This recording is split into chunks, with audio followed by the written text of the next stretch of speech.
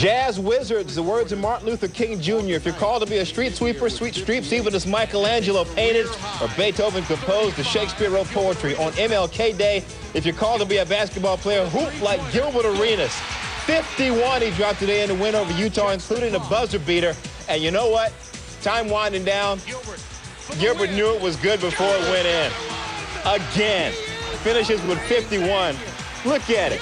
Goodbye. I get paid to do that. 114-111.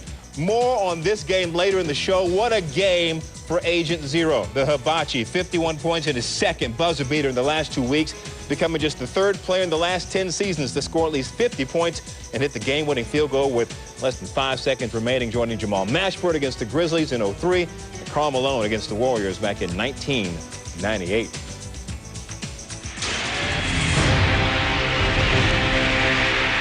Touchdown, Tom Brady.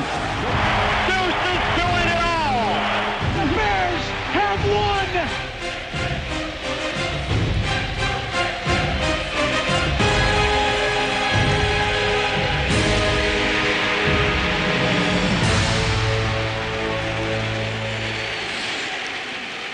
With Brian and Kenny, I'm Jay Harris on Sportcenter, and we are down to the Final Four in the NFL. But one team on the outside not going away quietly. After the stunning loss to the Patriots yesterday, the game's best players still firing shots. LaDainian Tomlinson of the Chargers, known for his all-round excellence on and off the field, last seen yesterday in a post-game dust-up with several Patriots. Some of them seemingly saying, "You're better than that, LT." But LT was incensed.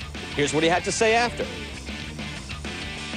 When you go to the middle of our field and you start doing, the dance that Sean Merriman is known for, that's disrespectful to me. And I can't sit there and watch that. And so, yeah, I was very upset. And just the fact of the way they showed no class at all, absolutely no class, and maybe it comes from their head coach. So, there you have it. I think we all share that disappointment, and what can you say? We lost to a better team today. Tough guys don't steal dances, I guess. Here's a different angle. Right after the Chargers missed their shot at a game-winning field goal, there's still time on the clock, and the Patriots do come out celebrating.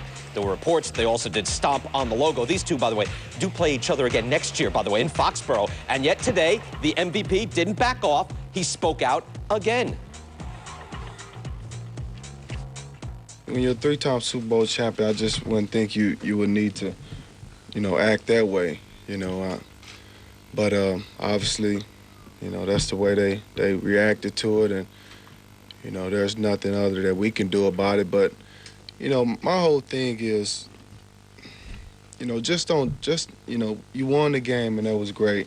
And we was obviously just going to, congratulate them on going on. But when you start to further disrespect us, in my mind, you just don't do that. I know from my standpoint, Marty always tells us after the game, to act like we've been there before, guys, and, just that's something that your coach always tell you. And obviously, to me, if guys are acting like that, then, it comes from top to bottom, in my opinion. Now, I may be wrong.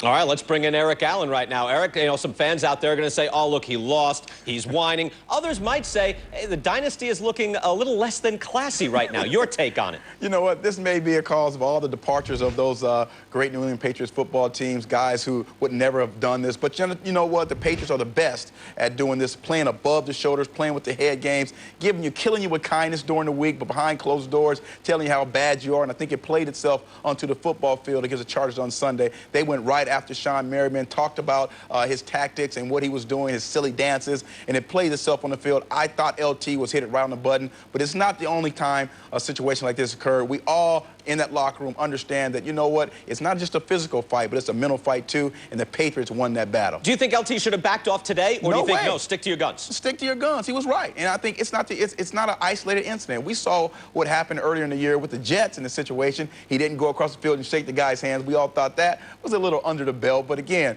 LT was right. He's the best player on earth, but Bill Belichick is the best coach on earth, so the better coach wins this time. Hey, Eric, LT didn't back off. Neither did his teammates today when they spoke. Here's a defensive lineman, Luis Castillo.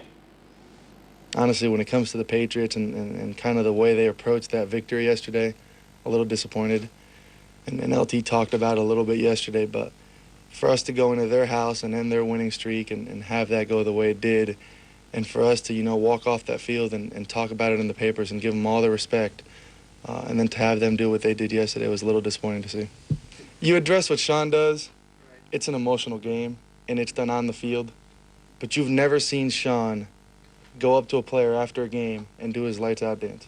You've never seen Sean talk about a player after a game, talk about a team after a game, and put them down in any way.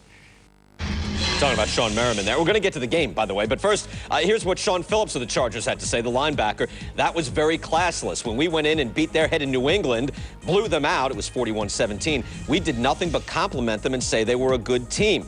We would never disrespect a team like that. Sean Phillips, referring to himself, will have a grudge against them the rest of his career.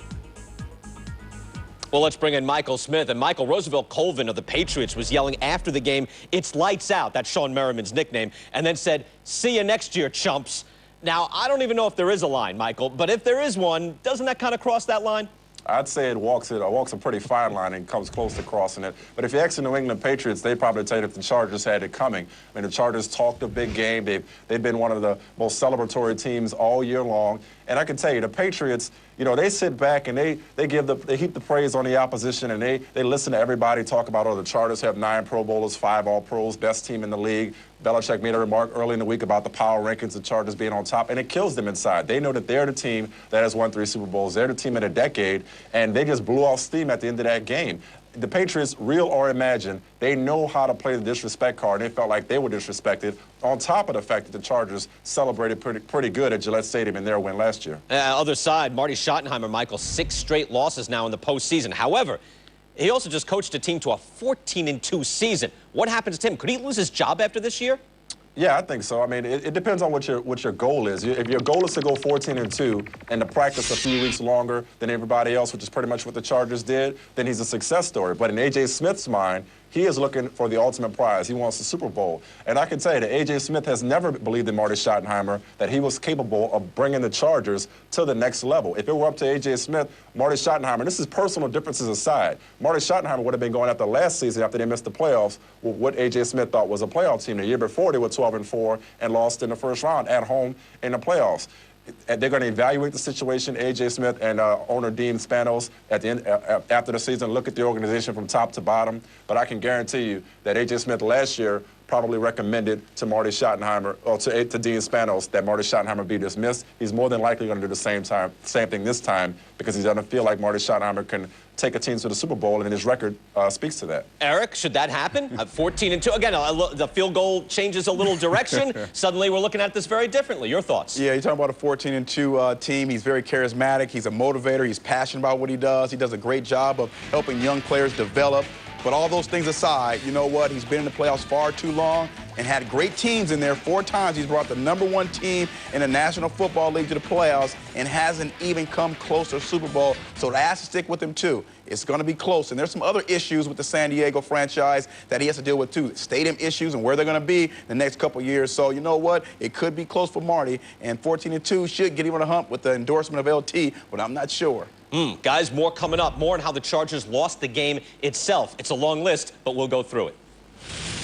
And plenty more from the NFL Inside Sportcenter. LT and the Chargers angry after this one. But again, like Brian said, which of their many miscues was most responsible for them giving away a game they had won? The PTI guys debate.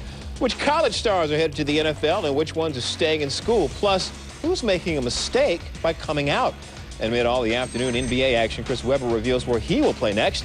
Is he headed home to Motown, or will he team up with Kobe in L.A.? The answer ahead. Inside SportsCenter.